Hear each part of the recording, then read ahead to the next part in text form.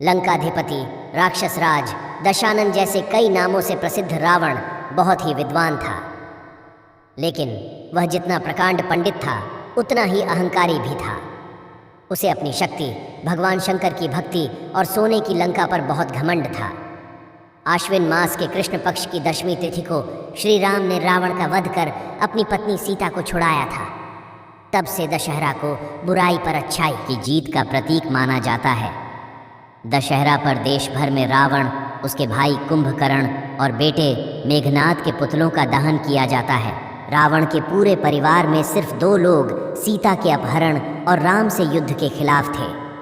उनमें एक भाई विभीषण और दूसरी पत्नी मंदोदरी थी। दोनों रावण को लगातार समझाते रहे कि सीता को सम्मानपूर्वक राम को लौटा दो और युद्ध को टाल दो, लेकिन लंकाधिपति नहीं माने। फिर युद्ध हुआ और राम ने रावण का वध कर दिया।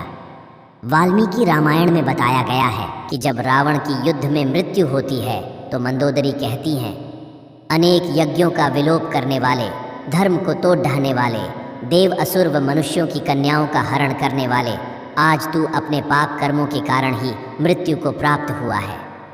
रावण के वध के बाद राम ने लंका का राजपाट रावण के छोटे भाई विभीषण को सौंप दिया। लंकाधिपति रावण की पत्नी मंदोदरी को पतिव्रता धर्म का पालन करने के लिए देवी अहिल्या के बराबर माना जाता है। फिर भी मंदोदरी के अलावा रावण की 2 पत्नियां थीं। दूसरे शब्दों में कहें तो उनकी कुल 3 पत्नियां थीं। रावण की पहली पत्नी और पटरानी का नाम मंदोदरी था। मंदोदरी राक्षस राज मयासुर की बेटी थी। रावण की दूसरी पत्नी का नाम धन्यमालिनी था। तीसरी पत्नी के बारे में कहा जाता है कि रावण ने उसकी हत्या कर दी थी। इंद्रजीत, मेघनाद, महोदर, प्रहस्त, विरूपाक्ष भीकम वीर मंदोदरी के पुत्र थे। धन्यमालिनी से अतिक्या और त्रिशिरार 2 बेटों ने जन्म लिया था। तीसरी पत्नी के प्रहस्था, नारांतका और देवता का नाम के बेटे थे। पौराणिक कथाओं के अनुसार अप्सरा मधुरा कैलाश पर्वत पर भगवान शिव की तलाश में पहुंची। उसने माता पार्वती को वहां न पाकर शिव को रिझाने की कोशिश की। जब पार्वती वहां पहुंची तो उन्होंने क्रोधित होकर मधुरा को 12 साल तक मेंढक बने रहने और कुएं में रहने का शाप दिया। इसी समय कैलाश पर असुरराज मायासुर अपनी पत्नी के साथ बेटी की कामना लिए तपस्या कर रहे थे। दोनों ने 12 वर्ष तप किया।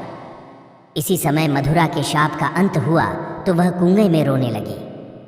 असुरराज और उनकी पत्नी उसी कुएं के नज़दीक तपस्या कर रहे थे। जब दोनों ने मधुरा के रोने की आवाज़ सुनी तो असुरराज ने तपस्या छोड़कर उसे बाहर निकाला। पूरी सुनने के बाद दोनों ने मधुरा को ही अपनी बेटी मान लिया। फिर उन्होंने मधुरा का नाम बदलकर मंदोदरी कर दिया। असुरराज मायासुर के महल में मंदोदरी को राजकुमारी का जीवन मिला।